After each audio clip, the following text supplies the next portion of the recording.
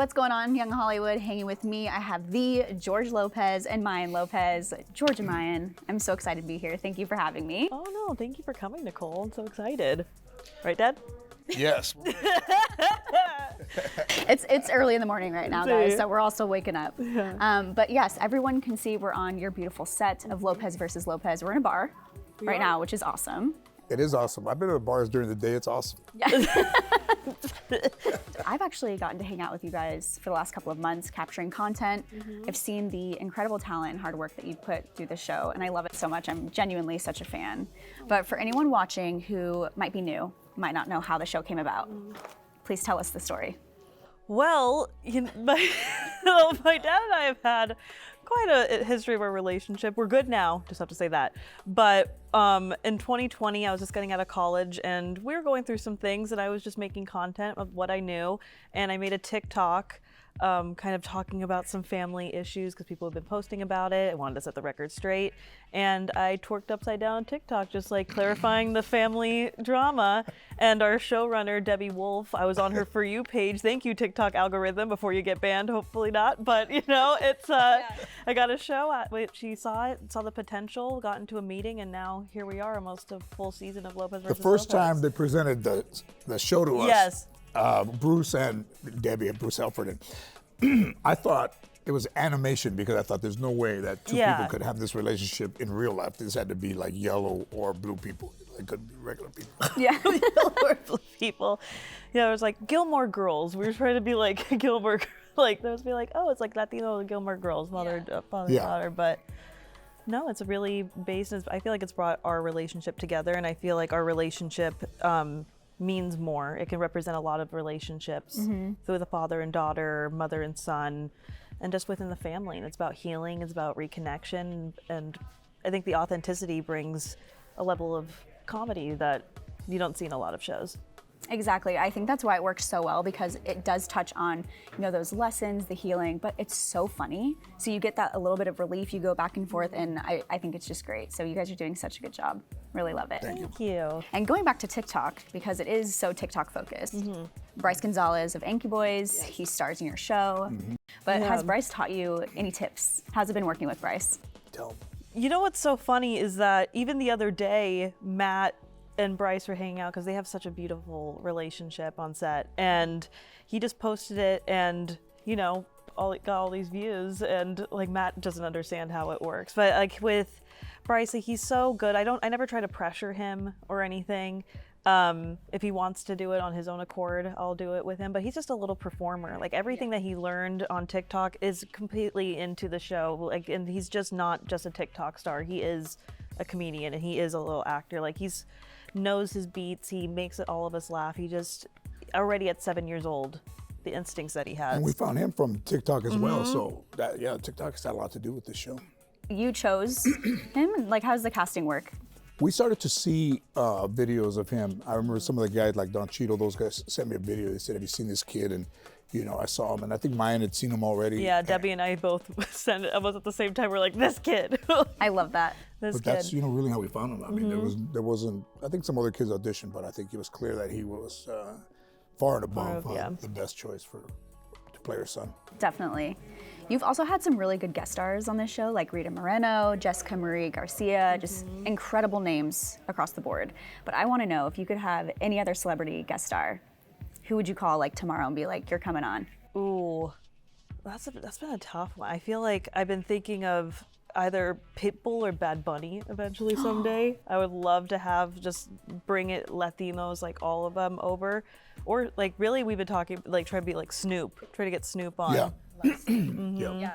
George, you have something with Snoop too, don't you? Yeah, Movie. I did Snoop's movie Underdogs, where he plays a high school football player who was very successful when he was young, and then his life doesn't really work out the way he thought, and he ends up being a football coach to this inner city team. And they explained it was like the Bad News Bears of football, but it's worse.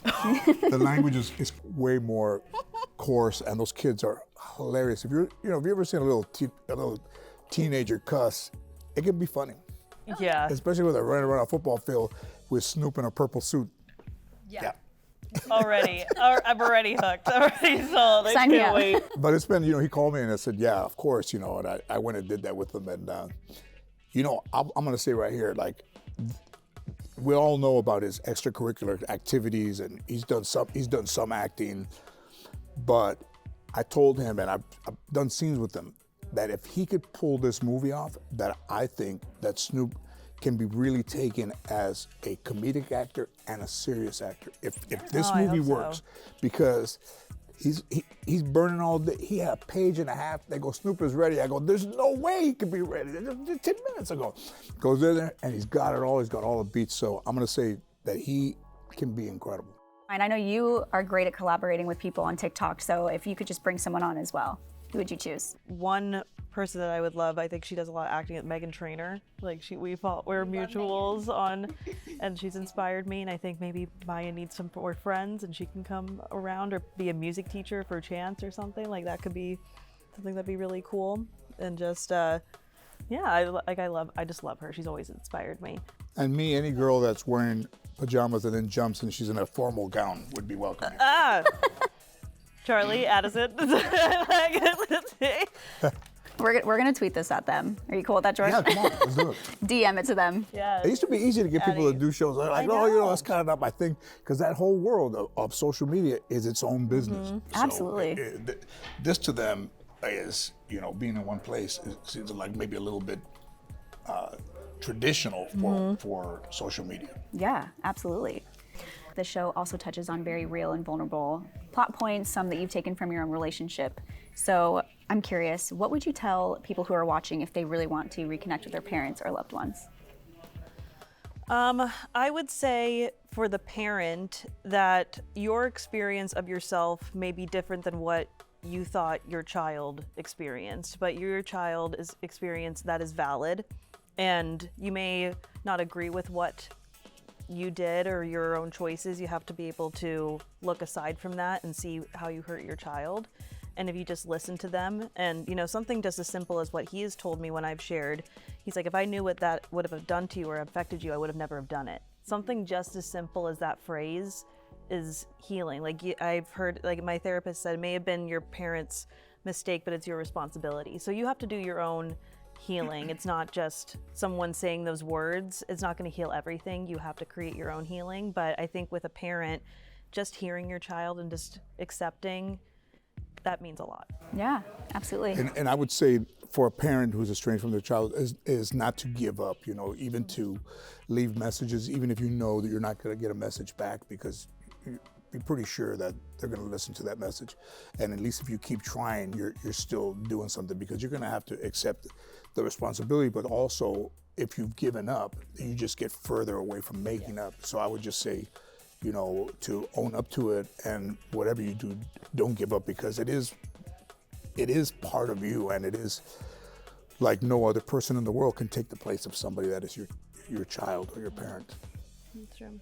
I love you guys. Honestly, everyone at Young Hollywood, I've teared up before watching them in scenes. Like, you guys are incredible.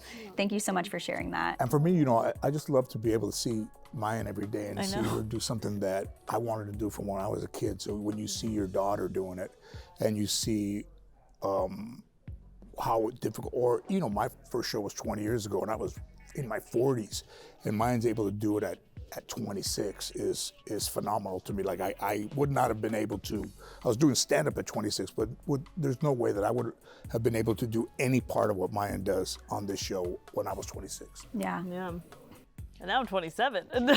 Yes, Aries Queen. She just had her birthday. Thank you. And George, you're a Taurus. I'm a Taurus. Yeah, the 23rd. I'm getting up there.